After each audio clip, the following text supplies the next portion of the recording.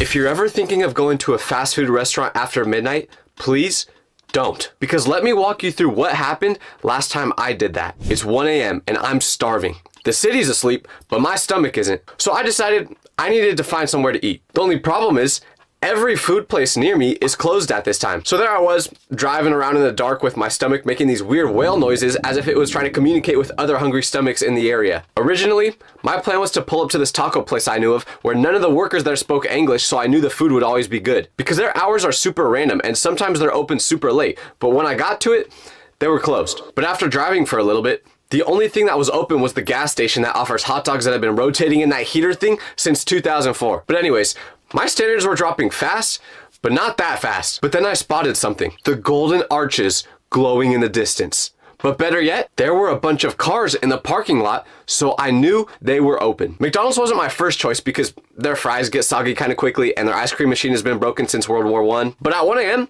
the only requirement I had for the place I went to was that they had something I could put in my mouth.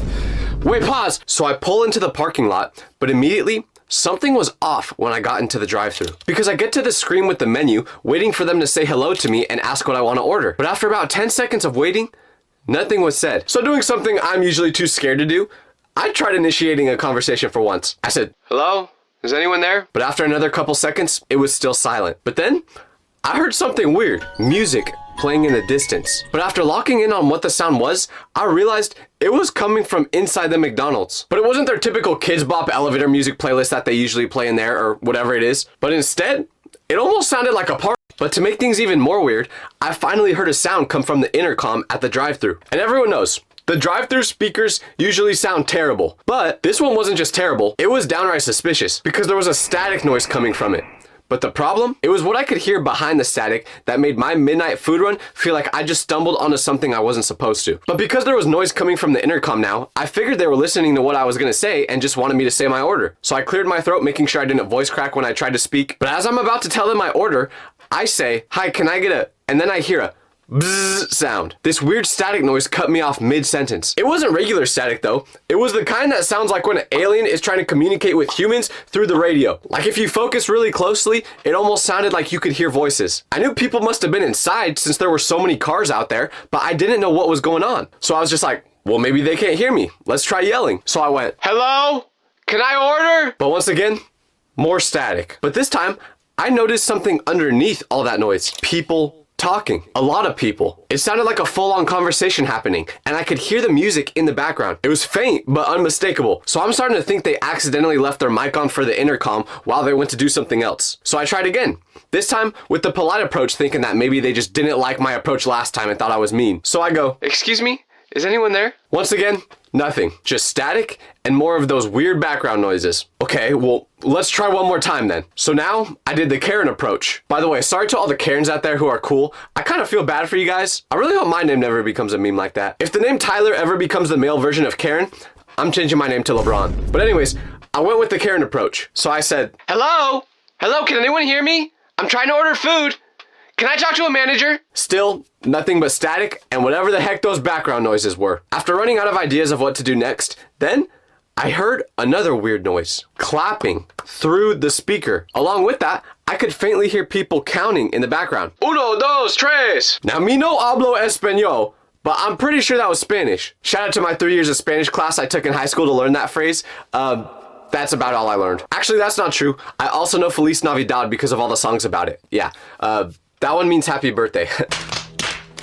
So after hearing all these noises, I realized that I needed to go inside if I wanted to get my order. I didn't know what was going on in there, but there were so many cars that I figured if I wanted to get my food, I could easily do it if I walked inside. This was the last thing I wanted to do because it was freezing cold at 1 a.m., but whatever. So I had two goals. One, figure out what the heck was going on inside there. And two, get my dang Big Mac. I'll pull all the way around the drive-thru and park my car. And that was when I looked inside the building for the first time. And what do I see? At least 15 to 20 people dancing inside the McDonald's. But not only that, They were dressed up in fancy clothes. I sat there for a second questioning whether I was just seeing things because I was so hungry or if this was actually real. But after having a talk with the whale in my stomach, I knew I wasn't hallucinating. Now, I've never been to a McDonald's this late at night, so I didn't know if it was just normal for it to turn into a nightclub after midnight or what the deal was. But I needed to find out. My hunger was still screaming at me, but now my curiosity was screaming even louder. You know what my first thought was of what was going on in there? A restaurant makeover show where they get one of those really old rundown restaurants and turn it into the most amazing place to eat ever. You know what I'm talking about? The Gordon Ramsay shows where you just roast the people that work there. I don't think you can actually cook. So I don't think that was happening. I walked around the building before going in to see if I could get any more hints of what was going on in there. And when I get to the back of the building, that's when I see another layer of strangeness. Delivery trucks were parked outside. But I know people who worked at McDonald's before, and they always talked about deliveries happening in the morning, not the middle of the night. So I completely forgot about the fact that I was even hungry now. My stomach even stopped growling now because apparently being nosy outweighs the desire for food. So I tried to get a closer look through the front windows to see what was going on in there, because they're kind of tinted, so unless you're right up next to them, you can't really see inside. And once I put my face up to the glass, I can see more details about what's happening. But right as I'm looking around, someone in there makes eye contact with me. The person that saw me kind of jumped at first when we looked at each other, which I don't blame them for because I may or may not have been standing at the window looking at them like this.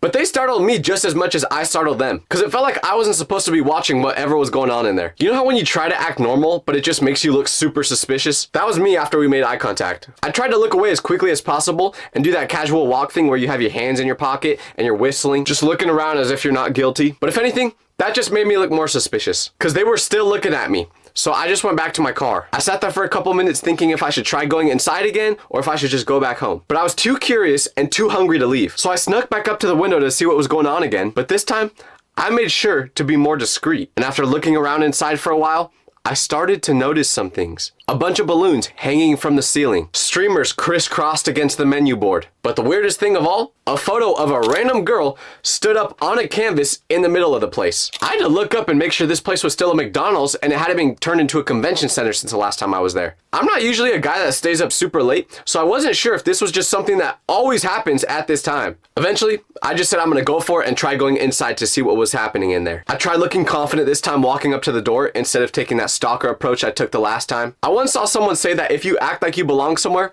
no one will bat an eye. Unfortunately, whoever said that is a liar though, because I once went into a Holiday Inn trying to get a free continental breakfast because they slap so much, and I walked inside there with my chest out looking like I owned the place. Then I went into the kitchen and started making myself a waffle, but I got kicked out right away by an employee asking to see my room card. So I went straight up to that door and reached on the handle, expecting it to at least open, but unfortunately, it didn't budge. I tried again, thinking that it might just be stuck, but nothing, which made zero sense considering there were dozens of people inside looking like they were having the time of their life. None of the people in there heard me doing this because of the loud music that was playing, so they didn't come to the door. But after giving it one more big tug trying to open it, I once again smushed my face on the glass, staring through it to see what they were all doing.